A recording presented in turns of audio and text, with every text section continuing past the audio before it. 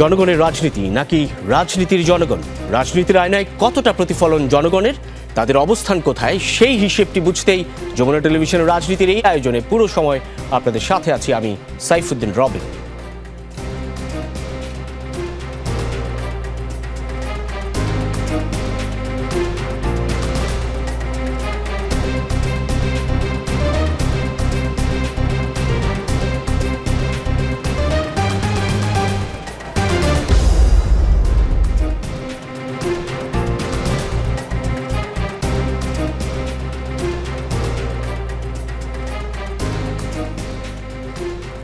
দর্শক, আজকের রাজনীতির আয়োজনে আমাদের সঙ্গে রয়েছেন চারজন অতিথি। প্রথমে তাদের সঙ্গে পরিচিত হয়ে নিই। আমার ডানে রয়েছেন প্রথমেই আনিস আলমগীর, জ্যেষ্ঠ সাংবাদিক। আনিস আলমগীর, আপনাকে স্বাগত জানাচ্ছি। আছেন এরপরেই তাহসিন রিয়াজ, যুগ্ম সদস্য সচিব, জাতীয় নাগরিক পার্টি। আমার বাঁয়ে রয়েছেন মাহমুদা হাবিবা, আপনাকে স্বাগত, যুগ্ম সাধারণ সম্পাদক, বাংলাদেশ জাতীয়তাবাদী কৃষক দল। এবং এরপরে রয়েছেন হাসান আল মামুন, সিনিয়র যুগ্ম সাধারণ সম্পাদক, গণ অধিকার পরিষদ। হাসান আল মামুনকে দিয়েই শুরু করতে চাই আজকের রাজনীতি। হাসান আল মামুন, নির্বাচনের তফসিল ডিসেম্বরে, গণ অধিকার পরিষদ কি ভাবছে? ধন্যবাদ আপনাকে। যারা দর্শক শ্রোতা শুনছেন সকলকেই ধন্যবাদ জানাচ্ছি। আসলে দীর্ঘ 2008 সালের পর এদেশের মানুষ আর কখনো ভোট দিতে পারে নাই। এই যে শেখ হাসিনার পতন, গণ অভ্যুত্থান, এর মধ্য দিয়ে এদেশের মানুষের মাঝে ঈদের আনন্দ, ভোটের আনন্দ, এটি খুব গুরুত্বপূর্ণ একটি বিষয়। প্রত্যেকটা মানুষের কাছেই ভোট একটি আনন্দের দিন ছিল, তো সেটি আবার ফিরে আসছে। আমরা সামনে দেখতে পাচ্ছি যে ডিসেম্বরে আজকে নির্বাচন কমিশন কর্তৃক দেখেছি, ডিসেম্বরের তফসিল, ফেব্রুয়ারিতে নির্বাচন। এটি এদেশের মানুষের জন্য খুবই আকাঙ্ক্ষিত একটি লক্ষ্যবস্তু, এবং আমরা এর মাধ্যমে একটি নির্বাচিত সরকার পাচ্ছি, এবং দীর্ঘদিন পর, দীর্ঘ 15 বছর পর এদেশের মানুষের ভোটের প্রতিনিধি জনগণের আশা এবং আকাঙ্ক্ষার প্রতিফলন করতে যাচ্ছে। এবং আগামীর এই সরকারের মাধ্যমে, নির্বাচিত সরকারের মাধ্যমে আগামী দিনে এদেশের মানুষের, প্রতিটি মানুষের অধিকার আদায় হবে এবং প্রতিটি মানুষ তার ন্যায্য অধিকার ফিরে পাবে, এটাই আমরা প্রত্যাশা করছি। মাহমুদা হাবিবা, নির্বাচন নিয়ে বিএনপির অনেক ধরনের শঙ্কা ছিল, সংশয় ছিল, সেটা কি কাটলো মনে করেন, নাকি ভবিষ্যতে আরও কোনো ধরনের আশঙ্কাও আছে? ধন্যবাদ আপনাকে। আমি শুভেচ্ছা জানাচ্ছি আমার সম্মানিত সহ আলোচকদের এবং যারা শুনছেন তাদের সবাইকে। নির্বাচনের মানে একটা কথা, গতকালকে আমাদের একটা খুব আনন্দের দিন গেছে। আমি মনে করি যে এই অন্তত ঘোষণাপত্র নিয়ে যে একটা সবার মধ্যে একটা উদ্বেগ, উৎকণ্ঠা, এক ধরনের চাপ, সেগুলো একদিকে করে ঘোষণাপত্র কালকে আমরা একটা পেয়েছি, এবং সেখানে নির্বাচন নিয়ে কথা হয়েছে।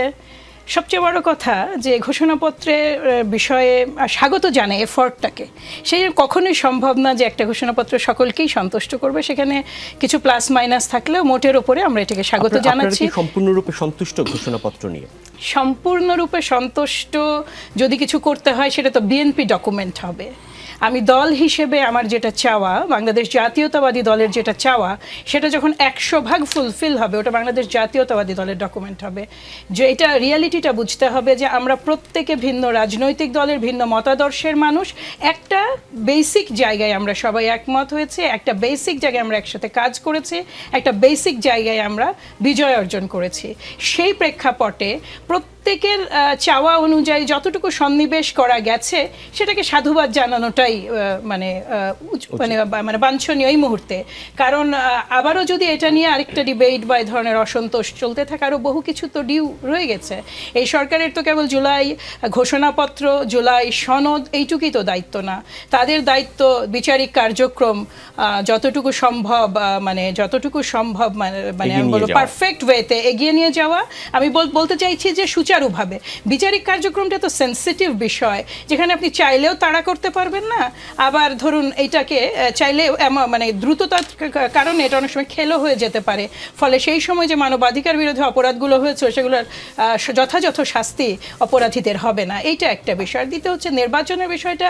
বাংলাদেশ জাতীয়তাবাদী দলের জন্য তো এটা অত্যন্ত আনন্দের সংবাদ, এবং বাকি সমস্ত আমি মনে করি যে বাংলাদেশের, দেখুন বাংলাদেশের মানুষের বা প্রতিটা দেশেরই মানুষের একটা মাত্র রাইট, শুধুমাত্র সাধারণ জনগণের রাইট ওই একটাই, ওই যে 5 বছর পর পর আপনি রাষ্ট্রের সাথে যেটা রিনিউ করছেন আপনার কন্ট্রাক্টটা, আপনি ওই জায়গাটা একজন আপনার জনপ্রতিনিধি বেছে নিচ্ছেন। পরবর্তীতে সেটার রেজাল্ট সবসময় আশানুরূপ হচ্ছে কিনা সেটা ভিন্ন আলোচনা, কিন্তু এই যে ভোটটা দিতে পারা, এই ভোটটা দিতে পারা যে কতখানি অসম্ভব বিষয় সেটা বিগত অন্তত 3টা ভোটে আমরা দেখেছি। এমনকি 2008 যেটা আমার সম্মানিত সহ-আলোচক বললেন, সেটা নিয়েও কিন্তু অসংখ্য ঘটনা এখন শোনা যায়, জানা যায়। সত্যি কথা বলতে গেলে বাংলাদেশে 35 বছর বয়সী লোকজন যদি আমরা হিসাব করি, একটা খুব ব্যাপক অংশ কিন্তু ভোটই দিতে পারেন, এবং সেই সংখ্যাটা 5.5 কোটি 6 কোটির নিচে হবে না। ফলে ভোটটার কথা যখন ঘোষণা হয়েছে এটা অত্যন্ত স্বস্তির বিষয়, কিন্তু আশঙ্কাকে সম্পূর্ণ উড়িয়ে দেওয়ার সুযোগ আছে এই জন্য নাই যে এই সরকার প্রতিনিয়ত নানা ধরনের বাধা বিপত্তির মুখোমুখি হচ্ছেন। নির্বাচন পর্যন্ত এগিয়ে যেতে হবে, সংস্কার কার্যক্রম এমনকি জুলাই সনদ দ্বারা যেটা করবেন সেটাও কিন্তু মোটামুটিভাবে বাস্তবায়নের দিকে তাদেরকে কিছু মানে অনেকখানি এগিয়ে যেতে হবে। এর মধ্যে আরও বহু কিছু আছে। ফলে এই 6টা মাস ঐক্য ধরে রেখে আপনার এমন একটা নির্বাচন যেটা নিয়ে কোনো পক্ষই প্রশ্ন তুলতে না পারেন সেটা বাস্তবায়ন করে আনাটা একটা জটিল কাজ। আপনার কাছে আসতে চাই, ডিসেম্বরের প্রথমার্ধের তফসিল, সেই নির্দেশনা বা সেই ঘোষণা ইতিমধ্যেই নির্বাচন কমিশনের কাছ থেকে এসেছে প্রধান উপদেষ্টার নির্দেশনা অনুযায়ী। আপনি কি মনে করেন তফসিল পরবর্তীতে যে সংকট সংশয় ছিল সবকিছু কি উতরে যাওয়ার সুযোগ হয়েছে কি এখন? কিছুটা তো হয়েছে। আপা যেভাবে বললেন যে অনেকে আশাবাদী হয়েছে, এই আশাবাদী যে জিনিসটা আমি নিজেও আশাবাদী হয়েছি, কারণ আমরা দেখেছি যে ফেব্রুয়ারিতে ইলেকশন, একবার হচ্ছে জুনে ইলেকশন, এইরকম কথাবার্তা যখন চলছিল, এপ্রিলে ইলেকশন, তখন একটা সুনির্দিষ্ট তারিখ আমাদের খুব দরকার ছিল, সুনির্দিষ্ট চিঠি দরকার ছিল, যেটা ইলেকশন কমিশন এখন পেয়েছে এবং তার ভিত্তিতে তারা এগিয়ে যেতে পারে। ইলেকশন কমিশনার এর আগে যে একটা ইন্টারভিউতে উনি বলেছিলেন আমরা অনেকটা তৈরি আছি। আমার মনে হচ্ছে যে ইভেন ইলেকশনটা যদি ডিসেম্বরেও দিয়ে যাওয়া যেত তাহলে আরও ভালো হতো। এই যে সংশয়, এই যে অনিশ্চয়তা, এগুলো অনেকগুলো কেটে যেত, কারণ রাজনৈতিক দল যারা পার্টিসিপেট করবে তারা তখন ইলেকশনমুখী হয়ে যেত। এখন যারা ইলেকশনমুখী হওয়া যাদের ভয়, তারা এখন নানা ইস্যু নিয়ে কিন্তু আবার তুলবে, এই হবে না, সেই হবে না, এটা হয়নি কেন, এটা অভিমান পর্ব, তাদের অনেকের অনেক কিছু চলবে, আক্ষেপ অভিমান পর্ব চলবে। আপনি আজকে দেখছিলেন ইসলামী আন্দোলন, তারা বলছে যে অন্তর্বর্তীকালীন যে সরকার জাতীয় সংসদ নির্বাচনের জন্য যে মরিয়া হয়ে উঠছে, তারা যে জুলাই সনদের আইনি ভিত্তি নিশ্চিত করতে হবে, এটা আইনি ভিত্তি তাদেরকে কিভাবে দেবে আমি জানি না, এবং সংস্কার কিভাবে দেবে জানি না। আবার আপনি তো দেখেছেন আমাদের জামাত ইসলামী প্রায় একই সুরেই বলছে যে আগে সংস্কার নিশ্চিত করতে হবে তারপর।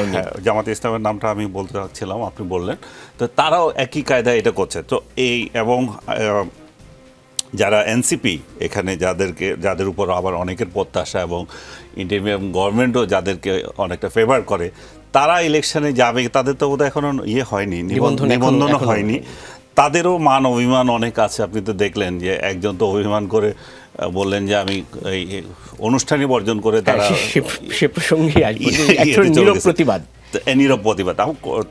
এই যে মানবাভিমান পর্বগুলো তাহলে আর থাকে না, যত তাড়াতাড়ি ইলেকশনমুখী হবে আমি মনে করি যে এগুলো চলে যাবে। ডক্টর ইউনূসের প্রতি যে মানুষের একটা, সরকারের প্রতি যে একটা কিছু মানুষের, সবাই না, কিছু মানুষের প্রীতি আছে, আর কিছু মানুষের বিতৃষ্ণা চলে এসছে যে কত তাড়াতাড়ি একটা নির্বাচিত সরকার আসবে, এবং এই নির্বাচিত সরকারের জন্য মানুষ বসে আছে। এখন নির্বাচিত সরকারটা আসার পরে কি হবে সেটারও একটা অনিশ্চয়তা আছে, কিন্তু তারপরও চাই যে অন্তত একটা নির্বাচিত সরকারের হাতে ক্ষমতা যাক, একটা ইনক্লুসিভ সোসাইটি, যেটা ডক্টর ইউনূসের কাছে সবাই আশা করেছিল। জুলাইয়ের যে চেতনা, যে একটা ইনক্লুসিভ সোসাইটি ডক্টর ইউনূস আমাদেরকে উপহার দেবেন। জুলাইটা কেন হয়েছিল? যে ভোট হয় না, একদলীয় ভোট হয়। তো আমরা কি করেছি? আমরা চাচ্ছিলাম যে এমন একটা ইলেকশন হবে বাংলাদেশে যেটাতে সবাই অংশগ্রহণ করবে, সবার মতের অধিকার থাকবে, এই রাষ্ট্রটা সবার। সেই চেতনা থেকে উনি সরে গেলেন। উনি সরে গিয়ে প্রতিহিংসামূলক কার্যক্রমের দিকে বেশি নজর চলে গেল। তারপরে এই মব আদার্স এগুলো যেভাবে আসলো একের পর এক, আমরা অনেকগুলো ট্রেন মিস করেছি যে দেশকে এগিয়ে নেওয়ার। তো সেই প্রেক্ষিতে এই ইলেকশনটা কতটা ইনক্লুসিভ হবে সেটা তো এখনও ক্লিয়ারই না, কারণ হচ্ছে যারা এখানে নির্বাচন করছেন বা সরকারের ডক্টর ইউনূসের সরকারেরই একটা হচ্ছে যে আওয়ামী লীগ এবং তার সহযোগী যারা ছিল তাদেরকে এই নির্বাচন থেকে বাহিরে রাখা হবে, এখনো পর্যন্ত সিদ্ধান্ত। তো এই সিদ্ধান্ত যদি হয়ে থাকে, এটা তো ইনক্লুসিভ ইলেকশন হচ্ছে না, এটাতে কোনো সন্দেহ নাই। আর ইনক্লুসিভ ইলেকশন যদি না হয়, পরবর্তী পর্যায়ে এই সরকার কী ধরনের সমস্যাগুলো ফেস করবে সেটা একটা বড় প্রশ্ন।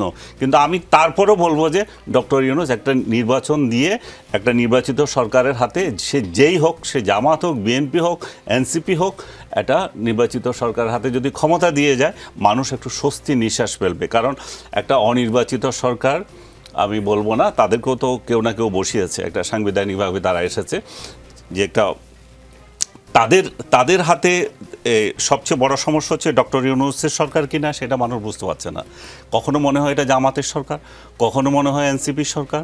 আর সারা দেশে যেভাবে চাঁদাবাজি এবং আদার্স কর্মকাণ্ড জড়িত আছে তৃণমূল পর্যায়ে, তাতে মনে হয় যে সরকারে তো বিএনপিই আছে, সরকার ইলেকশনেরও আর কি দরকার। তো তাতে করে এতগুলো সন্দেহ, ইউনূস যে ইনি যে সরকার চালাচ্ছেন সেটাই স্পষ্ট না। এবং আমরা চাচ্ছি যে যারই সরকার হোক, একটা স্পষ্ট সরকার থাকুক। যেমন আমি যে এখন কথা বলছি, যে আমি কাকে সমালোচনা করব, যে যত এনার্কি হচ্ছে এগুলো যেন কাকে সমালোচনা করবো, ডক্টর ইউনূসকে করবো না অন্য দলকে করবো? হ্যাঁ, দায়ী করবো কাকে? এমন একটা পজিশন আমরা চলে যাই। আসলে অবশ্যই ডক্টর ইউনূসকে দায়ী করতে হবে, কিন্তু যারা ঘটনার অংশীদার যারা, তারা তো আবার অন্য দলের। সো আমরা চাচ্ছি যে এমন একটা সরকার থাকুক, আমরা সরকারকে টার্গেট করতে পারবো, সরকারের বিরুদ্ধে কথা বলবো, এবং এই কাজটা হচ্ছে না কেন সরকারকে দায়ী করতে পারবো। কিন্তু এই মুহূর্তে আমরা কিছুই পাচ্ছি না, এবং এই মুহূর্তে এক ধরনের আতঙ্ক, কারে বলে কে কি অপরাধের মধ্যে পড়ে, কাকে কোন দিন তুলে নিয়ে যায়, ধরে নিয়ে যায়, এই আতঙ্কের মধ্যে, অনিশ্চয়তার মধ্যেই আছে। অনেক ধন্যবাদ। আমি একটু তাহসিন রিয়াদ, যুগ্ম সদস্য সচিব, জাতীয় নাগরিক পার্টি এই নির্বাচন সংক্রান্ত অবস্থানে কোন অবস্থানে আছে? অর্থাৎ ফেব্রুয়ারি প্রথমার্ধে নির্বাচন, সেই লক্ষ্যে ইসি স্পষ্ট করেছে আজকে ডিসেম্বরের প্রথমার্ধেই তারা তফসিল ঘোষণা করবে। আপনাকে স্বাগত জানাচ্ছেন এই ধরনের উদ্যোগকে? ধন্যবাদ জানাচ্ছি আমার সহ আলোচক যারা আছেন, আমার যথেষ্ট শ্রদ্ধার আলোচকরা এখানে আজকে আছেন এবং যারা দেখছেন। দেখুন, কিছু ব্যাপার আমরা কিন্তু প্রথম দিক থেকে আমরা বলে এসেছি। বাংলাদেশের যে আলটিমেট যে process of democracy, this is the only option is election, there is no doubt, এটা তো আমরা সবাই জানি। এখন দেখেন, ইলেকশনের দিকে আমাদেরকে ক্রমান্বয়ে আমাদেরকে ছুটে চলতে হবে। এটা আমি যদি খুবই জেনারেল একটা অ্যাসপেক্ট থেকে বলি, এটাই তো প্রসেস হওয়ার কথা, এটাই তো প্রসেস হওয়া উচিত। এই ইলেকশন কেন্দ্রিক কারো কিন্তু কোনো দ্বিমত কখনো ছিল না। আমরা মাঝে মাঝেই ভুল ফ্রেম করি, মাঝে মাঝে আমরা একটু এভাবে করে দেখানোর চেষ্টা করি যে এনসিপি ভার্সেস ইলেকশন, মাঝে মাঝে আমরা এটা দেখানোর চেষ্টা করি, অনেক সময় এটা দেখানোর চেষ্টা করি, যদিও এই কাউন্টার আমার দিক থেকে না দিলেও চলে, তাও বলছি যে সরকার ভার্সেস ইলেকশন। কিন্তু ব্যাপারটা কিন্তু আসলে এরকম না। দেখেন, যেই জায়গাটাতে বিতর্ক, সেটা হচ্ছে যে ইলেকশন যখন হবে, সেই মোমেন্টামে বা সেই মুহূর্তে আইন শৃঙ্খলা রক্ষাকারী বাহিনীর ভূমিকাটা কেমন হবে, সেটাকে ট্রান্সপারেন্ট হবে কিনা, সেখানে যেই ডিসিএসপি, যেই ওসিদের আন্ডারে ইলেকশনটা আপনার এক্সিকিউট হবে, তাদের ভূমিকাটা কেমন হবে। অ্যান্ড অ্যাজ এ হোল আমরা যেটা বারবার বলার চেষ্টা করেছি, যে আমাদের এই যে জুলাই আগস্টের যে আমরা যেই মুভমেন্টটা দেখেছি, যে গণ অভ্যুত্থানটা আমরা দেখেছি, এটার যে আলটিমেট যে গোল ছিল, সেই গোলটা ছিল হচ্ছে যে আমরা একটা সুন্দর সাম্যের একটা বাংলাদেশ আমরা চেয়েছিলাম, যেখানে আসলে যে আমরা এই যে বিগত 16 বছরের যে রাজনীতি আমরা দেখেছি, এ ধরনের রাজনীতি থেকে আমরা আলটিমেটলি মুক্ত হতে পারবো। আমরা যে ধরনের অপরাজনীতি আমরা দেখেছি, সেই জায়গা থেকে আসলে আমরা স্বস্তি পাবো। আমাদের সাধারণ ছাত্র জনতা, একেবারেই আপামর যে জনতার যে পার্টিসিপেশন ছিল এই গণঅভ্যুত্থানে, এটা কিন্তু সেটাকে কেন্দ্র করেছিল। এখন থিং ইজ, আপনাকে এটা আগে বিবেচনা করতে হবে, আগে এটাকে আপনাকে বিশ্লেষণ করতে হবে যে এই আইন শৃঙ্খলা বাহিনীর যে পজিশন, সেটা আসলে ফেয়ার থাকবে কিনা, এটা ফার্স্ট কোশ্চেন। সেকেন্ড আরেকটা পজিশন দেখেন, আমরা বারবার একটা জিনিস বলার চেষ্টা করেছি, আমার কাছে মনে হয়েছে যে এখানে যারা আছেন তাদের ওই জায়গাটাতে দ্বিমত করার সুযোগ নেই। কেন নেই? দেখেন, আমরা বাংলাদেশে খুবই চমৎকার একটা প্রক্রিয়া কিছুদিন আগে কিন্তু আমরা সবাই এটার উইটনেস, লিভিং উইটনেস। বাংলাদেশে এই ধরনের প্রক্রিয়ার মধ্যে দিয়ে বাংলাদেশ কখনোই যায় নাই। যেটা আমরা দেখেছি যে আপনার যে সংস্কার কমিশনের যে আলোচনা, আমরা দেখেছি সেখানে একসাথে সকল দল এক জায়গায় বসেছে, তারা বিভিন্ন বিষয়তে আলোচনা করেছে।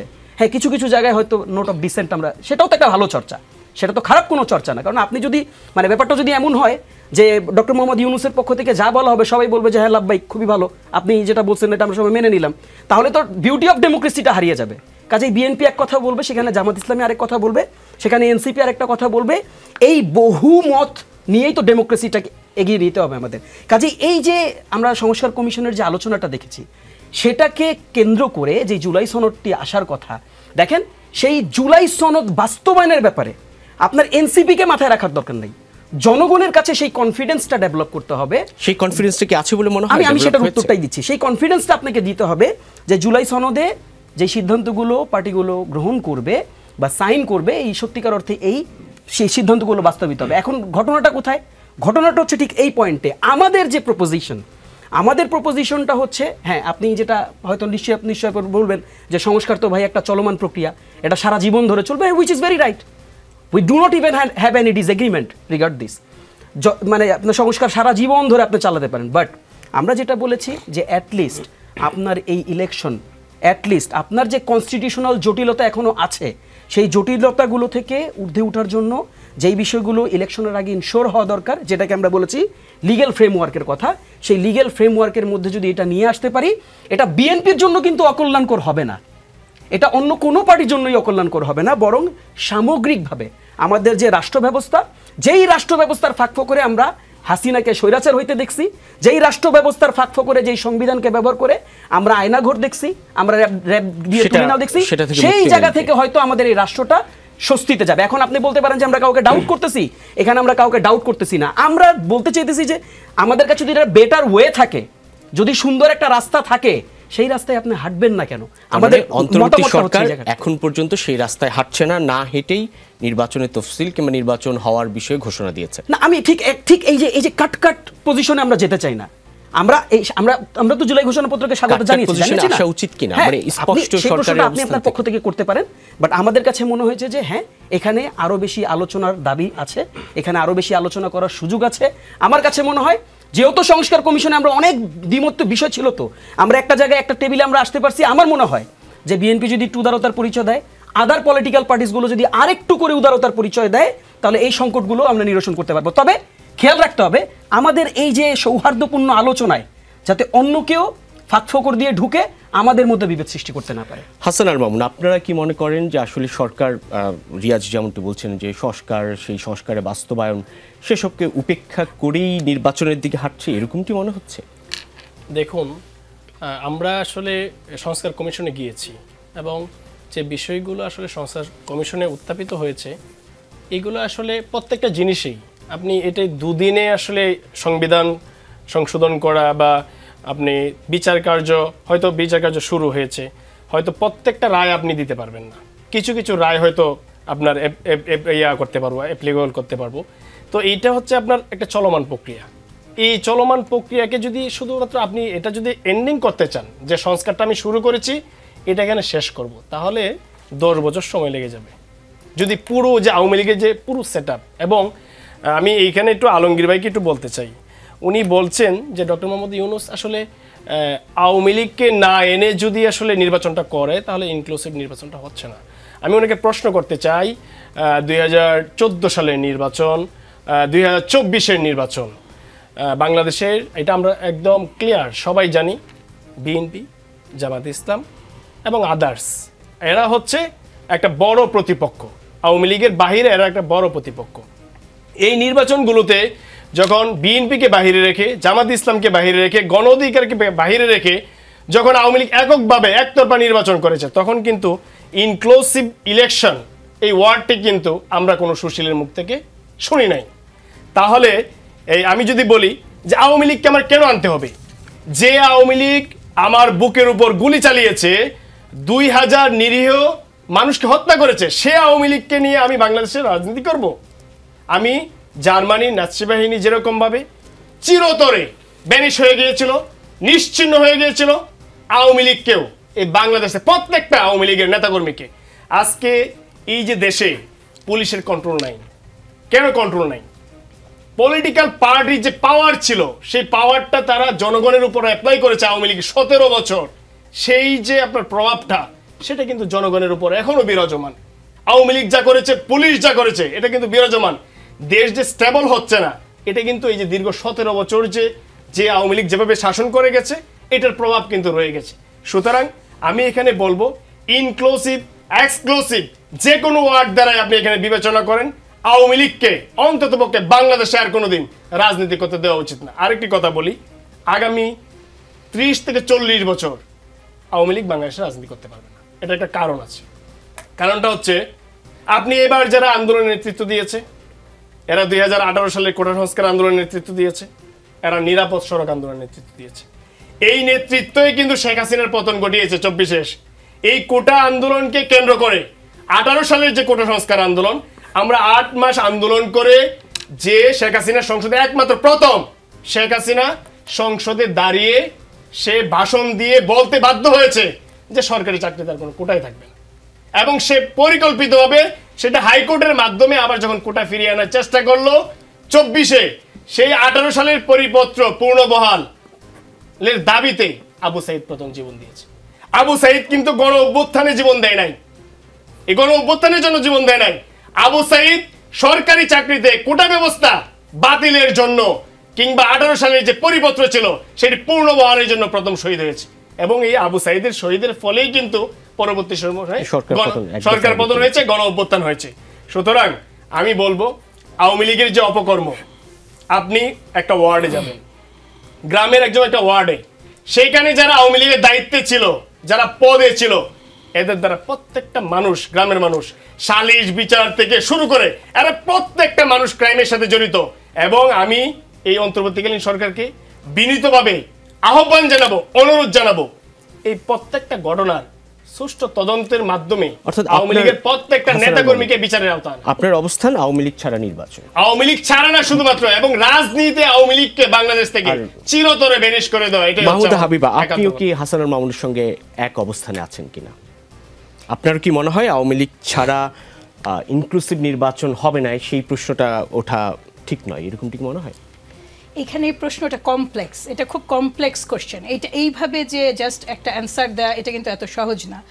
অত্যন্ত আবেগ দিয়ে হাসান যেটা বললেন, এটা প্রতিটা কথাই সঠিক, কিন্তু at the same time there are few people যারা আওয়ামী লীগকে সমর্থন করেছে অথচ ক্রাইমের সাথে যুক্ত ছিলেন না, এমনও কিন্তু ছোট হলেও, এখন তাদের সাইজটা ছোট হয়ে আসলেও এমন কিছু মানুষও কিন্তু আছেন যারা ওই গণঅভ্যুত্থানে তারাও কিন্তু তাদের সন্তানদের, মানে এই সন্তানদের হত্যা করেন। বহু মানুষকে দেখে যাদেরকে আমি চিনেছি, জানি যে তারা নৌকাতে ভোট দেওয়া লোক, ভোট হতো না তো কিন্তু হলে পেতো ভোট, সেই লোকগুলোও কিন্তু নেমে এসেছিল এই মানে এই জালিম সরকারের বিরুদ্ধে। তাহলে এখন কথাটা হচ্ছে এইটা, যে যেই ব্যাপক পরিমাণ একটা রাজনৈতিক দল কতখানি রাজনীতিকে অ্যাবিউজ করতে পারে, এটা আওয়ামী লীগ করে দেখিয়েছে। বিরাজনীতিকরণের যে মহোৎসব কিংবা যে ভয়ঙ্কর খেলা তারা খেলেছে, যেটা আমার সম্মানিত পূর্ববর্তী আলোচক বললেন যে সে 14 করেছে, সে 18 করেছে, সে 24 করেছে বলেই কিন্তু তাকে যেতে হয়েছে। একটা মিনিমামও যদি কানেকশন থাকতো, একটা মিনিমাম যদি ভোটের একটা সিস্টেম থাকতো, স্রেফ একটা নির্বাচন ব্যবস্থাকে জিরো করে দেওয়ার ফলে আওয়ামী লীগ তাকে নিজেকে জিরো করে দিয়েছে, কারণ তার অনলি কানেকশন সেটা সে মানে নিজেই কেটে দিয়েছে। ফলে কি হয়েছে, তারা হয়ে উঠেছে একটা ভয়ঙ্কর রকম অপরাধী চক্র। কি অপরাধী চক্র? যাদের কাছে জীবনের কোনো মূল্য নাই, দেশের স্বাধীনতা বলুন, দেশের সম্পদ বলুন, মানে জনগণকে মানুষের যে কোনো অধিকার আছে, মানবাধিকার বা মানবিক মর্যাদা, এই বোধটা চলে গিয়েছিল, কারণ কানেক্টেড তো নয়। এখন এই যে ক্রাইমটা তাদের হাত দিয়ে হলো, এটার একটা পানিশমেন্ট হতে হবে না? Punishment is a must. পানিশমেন্টটা কি? পানিশমেন্ট হচ্ছে, আমার নিজের মনে হয় যে নির্বাচনে আসলে আপনি তো কোনো না কোনোভাবে তাদেরকে লেজিটিমেসি দিয়ে দিলেন, এইটার আমি আসলে পক্ষে নই। কিন্তু আরেকটা কথাও আপনাকে বলি, কোনো রকম রাজনৈতিক মূল্যবোধকে যদি আপনি নিশ্চিহ্ন করতে চান, ওটা কখনো নির্বাহী আদেশে হবে না, ওটা কখনো নিষিদ্ধ করে দেওয়া হবে না। রাজনৈতিক মূল্যবোধকে রাজনৈতিক মূল্যবোধ দিয়েই যুদ্ধ করতে হবে। যে আমি উদাহরণ হিসেবে আপনার সাথে আলাপ করতে পারি, বহু রাজনৈতিক দল, একসময় নাম করা দল, মুসলিম লীগ থেকে অন্যান্য দল নিশ্চিহ্ন হয়ে গেছেন। তারা কি ক্রাইম করে নিশ্চিহ্ন হয়েছেন? তাদের জন্য কি নির্বাহী আদেশের প্রয়োজন হয়েছে? না। দলগুলো ইররেলেভেন্ট হয়ে গেছেন। মূল্যবোধ, যে তাদের যে রাজনৈতিক মূল্যবোধ, সেটা সমুন্নত থাকার মতো সিচুয়েশন থাকেনি। আমাদেরকে কাজ করতে হবে ওই জায়গাটায়। একটা আওয়ামী বা ভাবধারার যারা সমর্থক বা সেই চিন্তা ভাবনার যারা মানুষ, তাদের কিছু কোর পয়েন্ট আছে, এবং তাদের সাথে এই কানেক্ট না করলে এরাও তো আপনারই জনগণ। আমি সেই অংশের কথা বলছি, আবারও বলছি, যারা কোনোভাবেই কোনো ধরনের অন্যায় বা অপরাধের সাথে সংযুক্ত ছিলেন না। আপনাকে তো কোনো না কোনোভাবে রিকনসিলিয়েশন আসতেই হবে, কিন্তু শাস্তিও তো পেতে হবে। শাস্তি পাওয়াটা মাস্ট। এখানে একটা সুযোগ আছে দল হিসেবে মানে আওয়ামী লীগের মানে বিচার করার। আমি এটা বহু আগে, আমরা ফেব্রুয়ারি মাসেই কথাটা আলাপ করেছিলাম, এবং সেইভাবে না হয়ে নির্বাহী আদেশটা কি জানেন, একটা খুব খেলো এবং একটা খুব মানে আমি কি বলবো, মানে ক্ষণস্থায়ী একটা বিষয়। নির্বাহী আদেশের সবচেয়ে বড় সমস্যা হচ্ছে আপনি যদি আইনগতভাবে এই দলটিকে নিষিদ্ধ করতেন, তারা আবার পাল্টা যুদ্ধ করে আসতো, আইনি লড়াই তারা ফিরতো মাঠে, সেটা অনেক বেটার হতো। তো যাই হোক, যেটা হয়ে গেছে সেটা নিয়ে আলোচনায় যাওয়ার কিছু নাই। কিন্তু বিষয় হচ্ছে যে রাজনৈতিক কোনো মতাদর্শকে আমি নির্বাহী আদেশে নিষিদ্ধ করে আলটিমেটলি রেজাল্ট পাওয়া যাবে না। এখানে আরও ভীতির কারণ আপনাকে বলি। আরেকটা যেটা আমি সবচেয়ে ভয় পাই সেটা হচ্ছে যে আমি 5ই আগস্টের পরে বা 36শে জুলাইয়ের পর থেকে আমার বহু আওয়ামী মনোভাবাপন্ন মানুষের সাথে কথা বলার সুযোগ হয়েছে। আমি অসংখ্য মানুষের ফেসবুক পোস্ট দেখি, তাদের বক্তব্য শুনি, এদের কোনো রিমোর্স নাই। এবং এদের মধ্যে সবচেয়ে বড় যেটা ভীতির সঞ্চার করে, তারা জাস্টিফাই করে, তারা টোটাল এই গণ অভ্যুত্থান, যেটা একেবারে সব অর্থে সাধারণ লোকের অভ্যুত্থান ছিল, সেখানে তারা বিদেশি ষড়যন্ত্র খুঁজে পায়, সেখানে তারা নানা ধরনের জঙ্গি খুঁজে পায়। অদ্ভুত এক ধরনের মানে মানসিকভাবে বিকল হয়ে গেছে মনে হয় আমার, যে সত্যি কথা কি যে একটা এক ধরনের মানসিক অসুস্থতা আমি তাদের মধ্যে দেখি। এই জিনিসটাকে এদেরকে কিভাবে আপনি সুযোগ আবার দেবেন, যেখানে যারা মনে করেন যে তারা কোনো রং করেননি, এই জায়গাটায় দ্বিতীয় সুযোগ দেওয়ার আগে তো আপনাকে ভাবতে হবে যে আপনি কাদেরকে পুনর্বাসন করার কথা ভাবছেন, খুনিদের কিনা। এখানে আরেকটা বিষয় যেটা মানে একটু অন্য আলোচকের কাছে যেতে হবে। আনিস আলমগীর, আপনার কাছে আসছে। হাসানুল মামুন কি বলেছেন সেটা আপনি শুনেছেন। আপনি এর আগের আলোচনায় একটি প্রশ্ন রেখেছিলেন কিংবা একটি মন্তব্য করেছেন, ব্যাপারটি এরকম যে পরবর্তী সরকারকে এক ধরনের কনসিকুয়েন্স ভোগ করতে হবে যদি আমি সেই জায়গায় আসছি। হাসানুল মামুন যেটা বলেছে, একটা রাজনীতিবিদ হিসেবে ওনারা চিন্তা, উনি বলতেই পারেন, এটাতে কারো বাধা দেওয়ার কিছু নেই। এবং আমারও কোনো ঠেকা নাই যে আওয়ামী লীগের পক্ষে এখানে কথা বলার জন্য। আওয়ামী লীগের কেউ থাকলে হয়তো বলতে পারতো না না না, আমাদেরকে কিভাবে তুমি এই ইতিহাস থেকে মুছে দেবে, দল থেকে মুছে দেবে। এবং হাসানুল মামুন যেটা স্বপ্ন দেখছে যে 40 বছরও আওয়ামী লীগ আসবে না, কিন্তু দুর্ভাগ্য হচ্ছে যে আওয়ামী লীগ আসবে এবং আওয়ামী লীগ আসার মতো পরিস্থিতিতে আছে। আপনার যেটা বললেন, আওয়ামী লীগের অগণিত আছে, ভক্ত বা সমর্থক রয়ে গেছে, যারা নিষ্পাপ। অনেকে, সবাই তো দল করে নাই, সবাই দলের জন্য লুটপাট করে বিদেশে পালাই যায় না, এই দেশে আছে। নাৎসি বাহিনীকে যেভাবে নিঃশেষ করে দেওয়ার কথা ছিল, এখানে নাৎসি নেই যে আপনি নিঃশেষ করে দেবেন এবং বঙ্গোপসাগরে ফেলে দেবেন। তারা এই দেশে আছে, তারা আমার ভাই, ওনারও বন্ধু বান্ধব সবাই আছে এখানে। তো এদেরকে বাদ দিয়ে আমাদের আসলে ইনক্লুসিভ সোসাইটি আমরা চিন্তা করতে পারি না। ইলেকশন যে একটা ডিক্লেয়ার করেছে, এটাতে একটা সবাই আনন্দিত, কিন্তু সংশয়ের দুইটা জিনিস। একটা হচ্ছে যে আওয়ামী লীগ কি নির্বাচনে অংশগ্রহণ করতে পারবে কি পারবে না, সেটা একটা প্রশ্ন এখনও সরকারের তরফ থেকে ক্লিয়ার না, এটা ডিক্লেয়ার করতে হবে। আর দ্বিতীয়ত আইন শৃঙ্খলা পরিস্থিতি, এই দুইটা যদি উন্নতি না হয় তাহলে এটা সম্ভব নয়। এবং আওয়ামী লীগ কেন এখানে রিলেভেন্ট সেটা বুঝতে হলে আজকেও বুঝতে হবে যে আজকে আপনি ইয়েতে যান, এই যে টিএসসিতে যান, যেখানে ইয়েদেরকে দিয়ে 71-এর যুদ্ধাপরাধীদের ছবি ঝুলিয়ে ইয়ে করছে, সেই জায়গাতেই জুলাই লেখা যে স্তম্ভ সেটাই ভেঙে দিয়েছে। সো আওয়ামী লীগ যে নাই, তো এটা কারা ভাঙে? আওয়ামী লীগ তো এখন রাস্তায় নাই, তো কারা ভেঙে দিয়েছে? তো জুলাই চেতনা যদি আসলে আমরা রিয়েলি অর্থে ধারণ করতে চাই, তাহলে সেটার প্রতিবাদ বোধহয় এই পাশে যারা আছেন ওনারাও করেছে। আমরা বলছি, আমি যেটা বলতে চাচ্ছি, জুলাই যদি আমরা আসলে ধারণ করি, সেটা ইনক্লুসিভ সোসাইটি ছাড়া সম্ভব নয়। আমরা যখন বলছি 14 সালে আওয়ামী লীগ একক ইলেকশন করেছে, 18 সালে তারা সবাইকে ডেকে এনে একটা প্রতারণার নির্বাচন করেছে, হাতে হারিকেন ধরিয়ে দিয়েছিল, 24-এ তারা নিজে ইলেকশন করেছে। এই যে ইলেকশনগুলা, এইগুলা যে সঠিক ইলেকশন ছিল না, সেটার প্রতিবাদই তো আজকের এই পরিস্থিতিতে তৈরি হয়েছে। এটা এমনি হয়নি। সো আমরা যদি আরেকটা পরিস্থিতি এভাবে তৈরি করি, উনি একটা রেফারেন্স দিয়েছিলেন, কেউ কি প্রতিবাদ করেছিল? হ্যাঁ, করেছিল, বহুজন করেছে, হয়তো উনি দেখেন নাই, আমি নিজে করেছি। 2018 সালে ভোটের রাতে নাগরিক টিভির টকশোতে আমি বলেছি এগুলো একটা প্রতারণা নির্বাচন। সেই রাতের ভিডিও থাকলে অনেকে শুনতে পারেন। যে সবাই মেনে নিয়েছে তা নয়, কিন্তু আমরা আসলে অনেককে অনেক কিছু দেখিও না। কিন্তু আসলে হচ্ছে যেই হারে আমরা প্রতিবাদ করার কথা ছিল সেটাও হয়নি। সেটা হয়নি বলে এখন প্রশ্ন উঠছে যে শেখ হাসিনার এই নির্বাচনগুলোকে আপনারা কি প্রতিবাদ করেছিলেন কিনা? করেছে অনেকে, সেটা হয়তো তলিয়ে গেছে। কিন্তু বা তারা যেভাবে ক্ষমতায় চলে এসেছে, যেভাবে সরকারের সর্বত্র যে আওয়ামী লীগ ছাড়া দুনিয়াতে আপনি কারো চোখে দেখেন নাই, সেরকম একটা পরিস্থিতিতে বাকি প্রতিবাদগুলো আপনাদের চোখে পড়ে নাই। এখন আমি পিএসসির স্তম্ভ ভাঙার কথা বললাম, আপনি দেখেন, আমি লিখে রাখেন, এই সরকার যদি চেঞ্জ হয়, প্রথম যে জায়গায় আঘাত আসবে সেটা হচ্ছে গণভবনে যেই ইয়ে করছে, জাদুঘর করছে, সেটাই কোটি কোটি টাকা দিয়ে যে এখন ব্যয় করছে, সেটাই প্রথম ভাঙবে। হ্যাঁ, এই কেন ভাঙবে তাহলে? আমরা যে ইনক্লুসিভ সোসাইটি থেকে আমরা যে একটা হিংসার সোসাইটিতে চলে গেছি, এই হিংসার সোসাইটি আমরা নির্বাচনের পরেও এটা থাকে যাবে। কারণ আমরা কিভাবে, আমি শুরুতেই বলছি ডক্টর ইউনূস আমাদের এই ট্রেনটা মিস করেছেন। আমাদেরকে একসঙ্গে চলে যাওয়া এবং যারা অপরাধী তাদেরকে জেলে দেওয়া, শেখ হাসিনা সহ যারা এখানে অপরাধী মনে হচ্ছে তাদেরকে চরম শাস্তি দিয়ে এই যে দলটাকে নিয়ে রাজনীতি করার অধিকার দিয়ে সবাইকে সামনে নিয়ে যাওয়ার যে সুযোগ ছিল, সেই সুযোগটা হয় নাই। এবং এখনও যদি সরকার চায় যে না আমরা একটা ইনক্লুসিভ ইলেকশন চাই, আমরা আগামীতে যারা নির্বাচিত হবে তাদেরকেও কেন কলঙ্কিত করবো? তারাও তো বড় গলায় বলতে পারবে না যে আমরা জনগণের রায়ে নির্বাচিত হয়ে এসেছি, আমরা একটা ইনক্লুসিভ ইলেকশনের মধ্য দিয়ে এসেছি। আপনি দেখেন প্রশ্নটা যেন না উঠে। আমি একটা সেকেন্ডে ঠিক করে দেবো। আপা বলছিল যে আওয়ামী লীগের লোকদের মধ্যে ইয়ে নাই, রিগ্রেট মেন্টালিটি নাই, যে আসলে আমি যদি বলি যে এই যে আওয়ামী লীগ আসলে রিগ্রেটে নাই, তারা মনে করছে যে তাদের বিরুদ্ধে যে আন্দোলন হয়েছিল সেটা একটা ষড়যন্ত্র, শুধু ষড়যন্ত্র গল্প বলেই তারা এটাকে চালিয়ে দিতে চাচ্ছে। তাদের অ্যাট্রোসিটিগুলো তারা আসলে স্বীকার করছে না। কিন্তু বাংলাদেশের রাজনীতিতে যদি আপনি আবার খেয়াল করেন যে ভুল স্বীকারের কোনো আসলে সংস্কৃতিই নাই।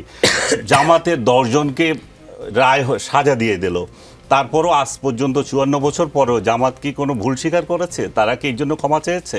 এখন আওয়ামী লীগও একই ঘটনায় বলছে আমরা ক্ষমা ওই দিন চাইবো যেদিন এই দেশে আসবো এবং এই দেশে আমাদের রাজনীতি করার অধিকার থাকবে। এর বিরুদ্ধে আমি কি বলবো, আপনি কি বলবেন? তাহলে আপনার ন্যারেটিভ আপনি তৈরি করেন। তাহসিন রিয়াজ একটু বলবেন নিষ্পাপ আওয়ামী লীগ সম্পর্কে। দেখেন, আমার কাছে আমি আজকের আলোচনাটাতে খুবই স্টনিজড, খুবই অবাক লাগছে আমার কাছে যে আমরা আসলে ঠিক এমন একটা প্রসঙ্গে আলোচনা করছি। আমার কাছে খুব চমৎকার একটা ব্যাপার মনে পড়লো। আমাদের জেনজিতে একটা টার্ম আছে, সেটাকে বলে টক্সিক রিলেশনশিপ। টক্সিক রিলেশনশিপটা কেমন জানেন? সেটা হচ্ছে যে আপনার ব্রেকআপ হয়ে গেছে কিন্তু ভালোবাসা কমে নেই। তো আমার কাছে আজকের আলোচনায় যারা আওয়ামী লীগকে রিলেভেন্ট করার চিন্তা করছেন ইলেকশনে, আমার কাছে মনে হচ্ছে শুনতে বারবার যে তার ব্রেকআপ হয়েছে কিন্তু ভালোবাসাটা এখনও কমে নেই। তার কাছে মনে হচ্ছে তার ভালোবাসার মানুষকে আসলে ফিরে পাওয়া সম্ভব এবং ফিরিয়ে আনা সম্ভব। দেখেন প্রবলেমটা কোথায়, আমি একটু আপনাকে ডিটেইলি বলি। প্রবলেমটা হচ্ছে বাংলাদেশের রাজনীতি করতে চাইলে বাংলাদেশের কনস্টিটিউশনাল যে কন্ডিশন আছে সেই কন্ডিশন মেনে আপনাকে রাজনীতি করতে হবে। কনস্টিটিউশনাল কন্ডিশন কি? কন্ডিশন হচ্ছে আপনি সন্ত্রাসবাদ করতে পারবেন না। এখন আমি আপনাকে ধরে বলি, বাংলাদেশের সংবিধানকে আপনি ভুলুণ্ঠিত হইতে দেখছেন কিনা? একতরফাভাবে বাংলাদেশের সংবিধানকে, একরোখাভাবে বাংলাদেশের সংবিধানকে সংশোধন করে তত্ত্বাবধায়ক সরকার সিস্টেম বাতিল করে আপনি নির্বাচন হইতে দেখছেন কিনা? আপনি দেখছেন। আপনি বাংলাদেশে বাংলাদেশের 3টা ইলেকশনের পরপর সাধারণ মানুষের ভোটাধিকার নষ্ট হইতে দেখছেন কিনা?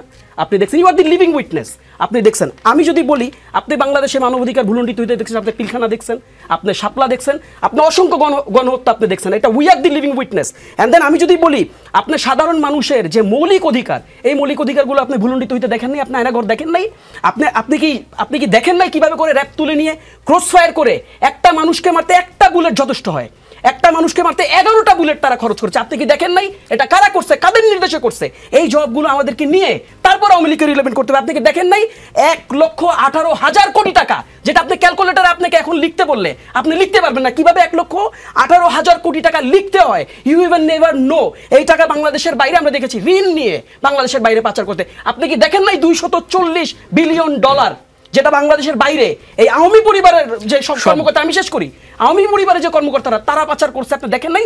আপনি কি দেখেন নাই যে যেই আওয়ামী লীগ স্পষ্টত বাংলাদেশে 1600 মানুষ তো আপনি লিস্টেড 1600 মানুষকে আপনি গুলি করে হত্যা করছেন। কিভাবে হত্যা করছেন আপনি চোখের সামনে? এই যমুনা টেলিভিশনে হাজার ফুটেজ আছে, এই যমুনা টেলিভিশন সেই সময় কভার করছে। আপনি কি দেখেন না কিভাবে এই মিডিয়াগুলোকে বন্ধ করে দেওয়ার মাধ্যমে গণতন্ত্রের টুটি চেপে ধরা হয়েছিল? আপনি এগুলো দেখেও যে এই যে স্পষ্ট সন্ত্রাস, এই সন্ত্রাসকে যখন আপনি ইলেকশনের প্রসেসে আসেন, আমার কাছে আরো বড় অবাক লাগে কখন জানেন? আওয়ামী লীগ এখন পর্যন্ত ইলেকশনে আসবে কিনা বলেন নাই, কিন্তু আনিস আলমগীর ভাইরা কিন্তু লম্বা সময় ধরে আওয়ামী লীগকে ইলেকশনে নিয়ে আসার জন্য কিন্তু তারা ন্যারেটিভ ডেভেলপ করছে। ভাই আমি একটু শেষ করি, আমাকে তো বেশি সময় দিচ্ছেন না, আমি একটু বলি। এটা প্রবলেমটা কোথায় জানেন? এটাকে বলে কি জানেন? এটাকে বলে নেরেটিভ ম্যানুফ্যাকচারিং। দেখেন আমি খুব অবাক হলাম। আমি আনিস আলমগীর ভাইকে কিন্তু আমি রিসেন্টলি তাকে ফলো করি না। উনি যেটা বলেছেন যথার্থই বলেছেন। 18 সালের ইলেকশনে, 24 সালের ইলেকশনে উনার এই ভয়েস আমি নিজে শুনছি। উনি যে এই নির্বাচনের বিরোধিতা করছেন আমি নিজে শুনছি। বাট আমার কাছে খুবই অবাক লাগে যে out of nowhere in which position তিনি এত কিছু নিজের লিভিং উইটনেস হয়ে হয়েও তারপরেও নিজের কি করে চ্যানেলে এগুলা বলছেন? প্রচার করে উনি এখনো বলেন যে আওয়ামী লীগকে যদি ইলেকশনে না আনা হয় সেটা inclusive নাকি হবে না। ইনক্লুসিভ আমরা- নির্বাচন আমরা হবে। রিয়াজ, ইনক্লুসিভ আপনার কাছে কাকে বলে আসছি জানেন? এবং আপনার কাছে এসে আমি আবার শেষ করি একটু ভাই। বেশি সময় দেব। আমাকে একটা এক বিরতি সেকেন্ড দিতে বলি, হচ্ছে। inclusive কাকে দর্শক বলে আপনারা জানেন? আছেন রাজনীতিতে, আমরা রিয়াজের কথা শুনছিলাম, শুনবো আবারও, ফিরছি একটু পর, সঙ্গেই থাকুন।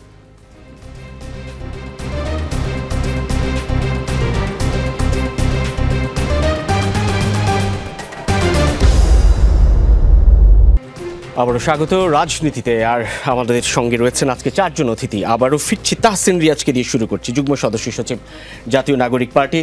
তাহসিন রিয়াজ, সাম্প্রতিক আলোচনায় বেশ আলোচিত ইস্যু কক্সবাজার, যেটা জানতে চাওয়া যে জুলাই ঘোষণাপত্রের প্রতি এক ধরনের নীরব প্রতিবাদ হাসনাত আবদুল্লাহ তার শোকজের জবাবে তিনি বলেছেন, সেই সঙ্গে বলেছেন যে পূর্বে গৃহীত সিদ্ধান্ত পুনর্বিবেচনা, সাম্প্রতিক ঘটনাবলী বোঝার চেষ্টা, পরবর্তী করণীয় নিয়ে চিন্তা, সেটাও ব্যাখ্যা দিয়েছেন। সেই সঙ্গে দলের প্রতি এক ধরনের অভিযোগও তুলেছেন যে পার্টির কোনো আইন তিনি লঙ্ঘন করেননি, বিধি বহির্ভূতভাবে শোকজ দেওয়া হয়েছে। নাসিরউদ্দিন পাটোয়ারির অবস্থানও একই রকম। এনসিপির যুগ্ম সদস্য সচিব তাহসিন রিয়াজ কি বলছেন? দেখুন, আমি এটাকে মানে আমরা পুরো মিডিয়ার লেন্স থেকে যদি দেখি, এটাকে একরকমভাবে দেখায়। যেমন আপনি দেখবেন যে মিডিয়া নিউজ করতেছে যে তারা প্রমোদ কিয়ামত ফুর্তিতে গিয়েছে, এরপর হচ্ছে তারা মানে ঘুরতে গেছে, হ্যাঁ, এবং দেখবেন যে যেভাবে করে এটাকে সিনেম্যাটিক ওয়েতে তারা হোটেল থেকে বের হচ্ছে, এটার পেছনে একটা সাসপেন্সেস মিউজিক দিয়ে এটাকে যেভাবে করে ফ্রেমিং করা হয়েছে, ব্যাপারটা এরকম না। আজকে ব্যাখ্যাটা আপনারা বুঝেছেন। এখন দেখেন প্রসঙ্গটা কোথায়। আমি গতকালকেও এক জায়গায় আমি এই কথাটা বলেছি যে রেদার আমাদের আরেকটা তো প্রশ্ন করার সুযোগ ছিল। যেই প্রোপাগান্ডাটা আমরা দেখেছি একদম জাস্ট ইমিডিয়েটলি, যে প্রোপাগান্ডাটা আমরা দেখেছি যে পিটার হাসের সাথে মিটিং, উইচ ইজ কমপ্লিটলি মানে প্রোপাগান্ডা ছিল, এবং এটাও কিন্তু মিডিয়া দ্বারা সংগঠিত হয়েছে। জাস্ট আফটার দ্যাট আপনি দেখবেন যে পুরো সোশ্যাল মিডিয়া একটা মানে পাবলিক শেমিংয়ের মধ্যে দিয়ে গিয়েছে। পুরো সোশ্যাল মিডিয়া সেখানে যে নারী নেত্রী গিয়েছিলেন তাকে নিয়ে মারাত্মক পর্যায়ের একটা হীন দৃষ্টিভঙ্গি কিছু কিছু জায়গা থেকে আমরা দেখেছি। দেখেন প্রসঙ্গটা আমরা যেটা বলছিলাম যে আমরা কিন্তু এটাকে আরেকটা অ্যাঙ্গেল থেকে দেখতে পারতাম। আমরা কিন্তু এটাও জিজ্ঞেস করতে পারতাম যে এত বড় একটা আলোচনা, এত বড় একটা মানে মানে প্রসঙ্গ যেটা ঘটছে বাংলাদেশে, যে জুলাই ঘোষণাপত্রের মতন, সবচেয়ে বেশি তো ঘোষণাপত্রের জন্য এই সার্জিস হাসনাতরাই চিৎকার করেছে, তারাই তো এটাকে চেয়েছে, তাহলে কেন তারা সেখানে গেলেন না? এটাও কিন্তু একটা দৃষ্টিভঙ্গি। এই দৃষ্টিভঙ্গিটা কোথায় আসে, কখন আসে জানেন? যখন আমরা উদার হিসাবে আমি আমার ভাইয়ের কষ্টটা বুঝতে চাই বা বুঝার চেষ্টা করি, আমরা সেটা করি নাই। আজকে যে ব্যাখ্যাটা দিয়েছে দেখেন, তিনি সেই কষ্ট থেকে আচ্ছা কক্সবাজার, ইভেন দেখেন এই যে কক্সবাজার, এটাও কিন্তু একটা মিডিয়া ফ্রেমিং, প্লেজার ট্রিপ মনে হয়। না প্লেজার ট্রিপ আপনার কাছে মনে হইতে পারে, আমি তো স্কেপিংও মনে করতে পারি, মানে ইটস অন ইউর কল। কিন্তু আপনি কিন্তু এটাও ভাবতে পারেন যে দে স্কেপড ফ্রম দিস কাইন্ডটা, কি বলবো এটাকে, যে এই যে অনেক জটিলতা তারা এটা থেকে স্কেপ করলেন। এখন দেখেন আমি জাস্ট শেষ করে দিই ব্যাপারটা কি। সে কিন্তু ব্যাখ্যা দিয়েছে যতগুলো সমন্বয়ক লিস্টেড ছিল সেখানে আপনি দেখেন এই সংসদ ভবন অবারিত বিশাল জায়গা, কিন্তু তারপরেও এতজন সমন্বয়কের জন্য জায়গা হয়নি।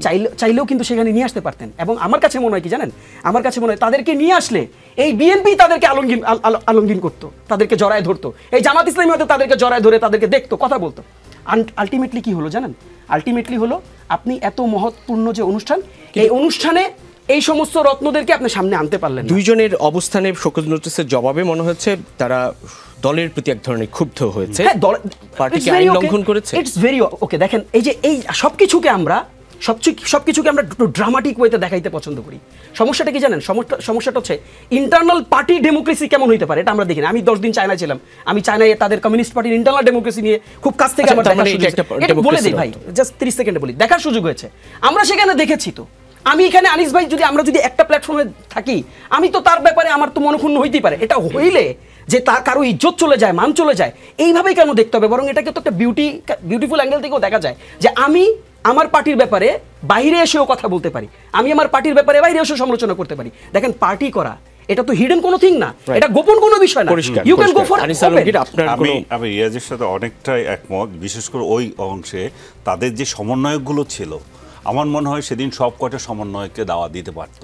এটা একটা জনবিচ্ছিন্ন একটা ঘোষণাপত্র হয়েছিল, ডক্টর ইউনূস যেখানে যে আমাদের এক্স এমপিদের মৃত এমপিদের যেখানে জানাজা হয় সেই জায়গায় উনি বসলেন, তারপরে নিচে যাই প্রজার মতো একদল বসলো, একেবারে রাস্তায় গিয়ে জনগণ যেটা রাস্তার বাইরে, এতে কোনো মানেই হয় না এই ধরনের সভা। আমার মনে হয় ওই ছেলেগুলোকে এখানে বসানোর দরকার ছিল। এবং হাসনাত এবং আজকে যে স্টেটমেন্ট দিয়েছে আমি তার সাথে খুবই একমত, কারণ এরাই তো এই আন্দোলনের হিরো ছিল না। তো এরা এই আন্দোলনের যে হিরো, তাদের কিছু চাওয়া পাওয়া থাকতে পারে, তারা স্টেজে কীভাবে থাকবে, অনেক কিছুতে হয়তো তাদেরকে বঞ্চিত করা হচ্ছিল, সেই জন্য চলে গিয়েছিল। আর যেটা আমাকে খুব স্ট্রাইক করে সেটা হচ্ছে যে জুলাই সনদের যেটা ছিল সে তো আগে দেখেছে এটা কি যাবে, এটাকে রাষ্ট্রের সিস্টেমের পরিবর্তন না ভবিষ্যতে তাদের নিরাপত্তা বা বিচারের হাত থেকে বাঁচার জন্য একটা সাংবিধানিক গ্যারান্টি, এই জিনিসটা ওইখানে কিন্তু নিশ্চিত না। কারণ আপনি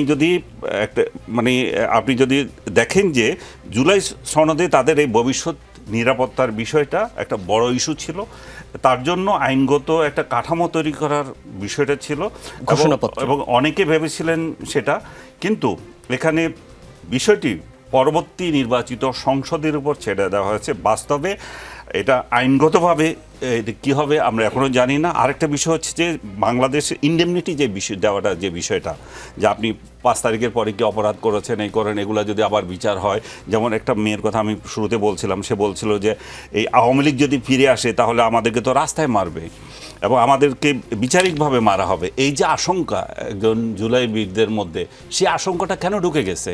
আমি যে শুরুতে বলছি আমরা যে একটা ইনক্লুসিভ সোসাইটি করি নাই, সেই জন্য তারা একটা বিচ্ছিন্ন হয়ে গেছে, তাদের প্রতিপক্ষ আরও বেশি জোরালোভাবে তাদের উপরে আসছে। এবং ইন্ডেমনিটি দিলেও আমি যে বিষয়টা বলছি, আমাদের সংবিধানের 26(2) যে ধারা, সেই ধারাতে এই ইন্ডেমনিটিকে বাতিল করে দেওয়ার বিচারিক গার্ডিয়ান যারা সুপ্রিম কোর্টের আছে তারা বাতিল করে দিতে পারে। সবগুলো অনিশ্চয়তা মিলে জুলাই বিপ্লবের যারা সৈনিক, এই যে হাসনাত কিংবা আমি সাজিদকে বলবো না, অন্যদের যাদেরকে আমি মনে করি অবদান আছে, তাদের মধ্যে একটা অনিশ্চয়তা সংশয় থাকতে পারে, সেটার ফ্রাস্ট্রেশন ওইখানে হতে পারে। বিএনপির সিনিয়র যুগ্ম মহাসচিব রুহুল কবির রিজভী বলেছেন যেতেই পারেন, অসুবিধার কিছু নেই, কিন্তু সেখানে কোনো ধরনের সংশয় সন্দেহ আছে কিনা বা লুকোচুরি আছে কিনা সেই প্রশ্নও রেখেছেন। আপনার কি মনে হয় মাহমুদা হাবিবা? প্রথমত লুকোচুরি বা গুপ্ত কথাগুলোর সাথে আমরা তো আসলে রাজনীতি যারা দীর্ঘদিন করে এসেছি তারা কখনো পরিচিত ছিলাম না। আমি খোলাখুলি বলি রবিন, সেটা হচ্ছে যে 17-18 বছর বা তারও অনেক আগে থেকে 2005 থেকে আমি ব্যক্তিগতভাবে রাজনীতি করে আরও অসংখ্য নেতারা তারা আরও আগে থেকে করছেন। আমরা ওপেন, আমরা যেখানে গেছি আমাদের স্বামীরা কিংবা ক্ষেত্র বিশেষে আমাদের পুরুষ সহকর্মীদের স্ত্রীরা, তারা সকলেই জানতো বিএনপি পরিবার। এগুলো হচ্ছে কি কখনো সুযোগ ছিল না। এইবারের আন্দোলনের একটা বিষয় হচ্ছে, আন্দোলনের পরে আমরা অনেককেই দেখেছি যে politics is a very open. আমার মনে হয় যে পলিটিশিয়ান যখন আপনি পরিচিত হয়ে যান দেশব্যাপী, বিশেষ করে আমার তরুণ বন্ধুদের মতো, তারা তো অলমোস্ট সেলিব্রিটি ফেস। হ্যাঁ, একেবারে এখন কিন্তু একটা সময় ছিল আপনি দেখতেন ভিউ কার্ড পাওয়া যায় নায়ক নায়িকাদের, এখন কিন্তু আপনি দেখবেন যে এই জায়গাটা কিন্তু আসলে চলে গেছে রাজনীতিবিদদের হাতে। আর তরুণ রাজনীতিবিদদের এই অ্যাডভান্টেজটা খুবই হাই, ফলে এগুলো very very popular and common face.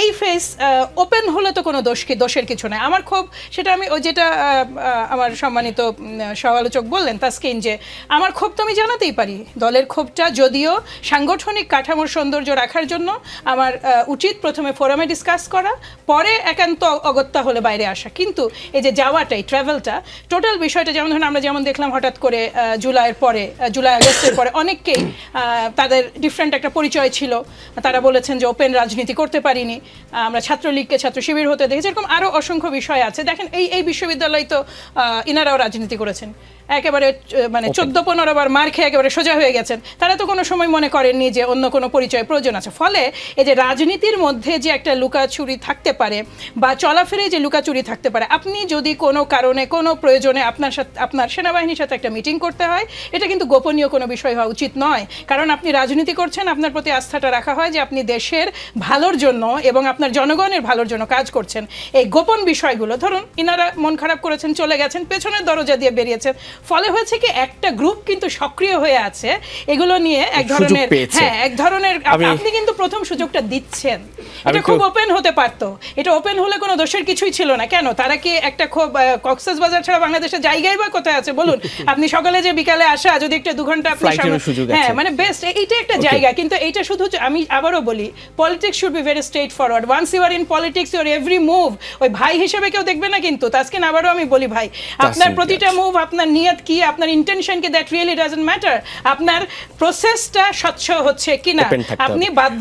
অনেক ধন্যবাদ। আমি হাসান আল মামুন আপনার কাছে আর কক্সবাজার ইস্যুতে যাচ্ছি না, যাচ্ছি যেই বক্তব্যে, সেটি হচ্ছে আজকে ক্যাবিনেটে প্রধান উপদেষ্টা বলেছেন তার দ্বিতীয় অধ্যায় শুরু হলো। সেই দ্বিতীয় অধ্যায়ের মূল লক্ষ্য হচ্ছে নির্বাচন নিয়ে এগিয়ে যাওয়া এবং সেই সঙ্গে ডিসেম্বরের মধ্যে সংস্কার শেষ করবে। এই দ্বিতীয় অধ্যায়ে অন্তর্বর্তী সরকারের কাছে প্রত্যাশাটা কি থাকবে? প্রধান প্রত্যাশাটা হচ্ছে যে একটা সুষ্ঠু নির্বাচনের আয়োজন করা এবং নির্বাচিত সরকারের হাতে ক্ষমতা হস্তান্তর করা। এর বাইরে আমি আর কিছু যেটা সংস্কারের যে প্রক্রিয়াগুলো আছে, কমিশনে অলরেডি অনেকগুলো সিদ্ধান্ত আসছে, এগুলো বাস্তবায়ন করা মাঠে, এই হচ্ছে কাজ। আমি একটু পিছন দিকে যেতে চাই, অনেকগুলো বিষয় আসলে রয়ে গেছে। যেমন জুলাই ঘোষণাপত্র, এটি আসলে খুব একটা গুরুত্বপূর্ণ বিষয় ছিল। যে জুলাই ঘোষণাপত্র 24-এ আন্দোলনটা শুরুই হয়েছিল যে 18-র পরিপত্র পূর্ণ বহাল চাই, হ্যাঁ এটাই হচ্ছিল মূল আন্দোলনের দাবি। তো সেই প্রেক্ষিতে প্রথমে আবু সাইদ জীবন দিল 18 কোটা আন্দোলনের কারণে, কিন্তু পরবর্তী সময় আমরা জুলাই যে প্রক্লেমেশন ঘোষণা করা হলো, সেখানে আসলে কি কারণে আসলে আমরা এই শিক্ষার্থীরা মাঠে নামলাম এবং কেন এই পরবর্তী সময়ে আমাদের বুকে গুলি চালানো হলো এবং এটা একটা গণ অভ্যুত্থানের রূপ নিল, এই প্রেক্ষাপটটা কখনোই মানে জুলাই পুরো বিষয়টা আমার কাছে এসেছে, এটা কোথাও উল্লেখ নেই। এটা আমার কাছে খুব মানে একটা বাজে দৃষ্টান্ত মনে হয়েছে যে শিক্ষার্থীরা কোটার জন্য নেমেছে সেখানে কোটা শব্দটা পর্যন্ত তারা উল্লেখ করে নাই জুলাইতে। এটা খুব একটা গুরুত্বপূর্ণ বিষয়। আমি শেষ করছি, একদম শেষ করছি। সেটা হচ্ছে যে আমি সর্বশেষ যে কথাটি বলতে চাই যে আগামী 40 বছর আওয়ামী লীগ ক্ষমতায় আসবে না, কারণ আওয়ামী লীগ বর্তমানে একটি মাদকাসক্ত দল। প্রথমে যে কাজটি করতে হবে, এদেরকে 40 বছর রিহাবে রাখতে হবে। সেখান থেকে নেশার গুড় কাটলে তারা রাজনীতিতে ব্যাক করবে কিনা সেটি পরবর্তী সময়ে বোঝানো যাবে। অনেক ধন্যবাদ। আপাতত আওয়ামী লীগ আর ব্যাক করছে না। মাহমুদা হাবিবা, আপনার কাছে একেবারে সংক্ষেপে 10 সেকেন্ড ধরেন সর্বোচ্চ সময়। অন্তর্বর্তী সরকার 1 বছর পূর্তি হচ্ছে কাল, কি বলবেন এই পেছনের সময়টা? সরকার ব্যর্থ, সফল, কিভাবে মূল্যায়ন? খুব স্বল্প। আমি আশাবাদী মানুষ এবং আমরা ব্যাপকভাবে এই সরকারের সমর্থক। বাংলাদেশ জাতীয়তাবাদী দল একটা অন্যতম প্রধান শক্তি এই সরকারের। অসংখ্য ব্যর্থতা আছে যেটা নিয়ে একেবারে সারাদিন কাটিয়ে দেওয়া যায়। তারপরেও মোটামুটিভাবে যতটুকু চেষ্টা তারা করছেন বা যেটা মানে তাদের কাজ যতটুকু দেখছি, অ্যাটলিস্ট আমাদের সম্মানিত প্রধান উপদেষ্টা সেখানে আমরা এখনো আস্থাশীল। যদিও এই সরকারের ভেতরে অন্য ধরনের সুর মাঝে মাঝেই বেজে ওঠে, যেটা মনে হয় যে সরকারের ভেতরেই মানে আরেক রকম ইন্টেনশন আছে, কিন্তু শুধুমাত্র যেহেতু প্রধান মানে আমাদের উপদেষ্টার প্রতি আমাদের আস্থাটা আছে, আমরা এটা ওভারলুক করি। আনিস আলমগীর, খুব সংক্ষিপ্ত সময়। এটাই আমি বলবো যে গত 1 বছরে আমার যে প্রত্যাশা ছিল সেটা পূরণ হয়নি। আমি বাংলাদেশকে যেখানে দেখতে চেয়েছিলাম একটা অভ্যুত্থানের মধ্য দিয়ে, ডক্টর ইউনূস সেখানে আমি মনে করি যে সম্পূর্ণভাবে ব্যর্থ হয়েছে। এটা একটা খিচুড়ি সরকার, যেটা আমি আপনাকে বলেছিলাম যে আমি কাকে সমালোচনা করব সেটা খুঁজে পাই না। এই জন্যই, এবং আমার কাকে বলবো এই কাজটা করো সেটাও খুঁজে পাই না। এই জন্য আমি চাই যে একটা নির্বাচিত সরকার আসুক, তাকে আমি খোলা মনের সমালোচনা করতে পারবো, তাকে আমি পরামর্শ দিতে পারবো। এত জায়গায় তেল দিয়ে আমাদের পক্ষে সম্ভব না এবং এত শত্রু তৈরি করাও সম্ভব না। আমাদের সাংবাদিক হিসাবে আমার দায়িত্ব কাউকে ক্ষমতায় রাখা না, সাংবাদিক হিসাবে আমার দায়িত্ব কাউকে ক্ষমতা থেকে ফেলে দেওয়া না। সেটা আমি আজীবন মেনে চলেছি, সামনের দিকেও মেনে চলতে চাই। সরকারকে সেই জন্য একটা নির্বাচিত সরকারের কাছে ক্ষমতা হস্তান্তর করতে হবে। তাহসিন রিয়াজ, অন্তর্বর্তী সরকারে 1 বছর। 1 বছরে প্রত্যাশা অনেক বেশি ছিল, যেমনটা সকলেই বলেছেন। আমার কাছে মনে হয়েছে যে আরও বেশি ফাংশনালিটি দেখানোর সুযোগ ছিল, আরও বেশি করার সুযোগ ছিল। কোথায় যেন একটু ডিসটিউন মনে হয়েছে আমার কাছে ব্যক্তিগতভাবে। বাট সত্যিকার অর্থে গণঅভ্যুত্থান পরবর্তী সরকার যে পরিমাণ প্রেশারে ছিল, আমরা দেখেছি প্লাস 250 ইনসিডেন্ট, বিভিন্নভাবে মব, বিভিন্নভাবে দাবি দেওয়া, মানে যার ঘরে মানে লাইট জ্বলছে না সেও 100 লোক নিয়ে আমরা রাস্তায় নামতে দেখেছি। 16 বছর তারা নামেনি, তারপরও তারা যে নেমেছে এটা গণতান্ত্রিক সৌন্দর্য, এটাকে সম্মান জানিয়েই বলছি।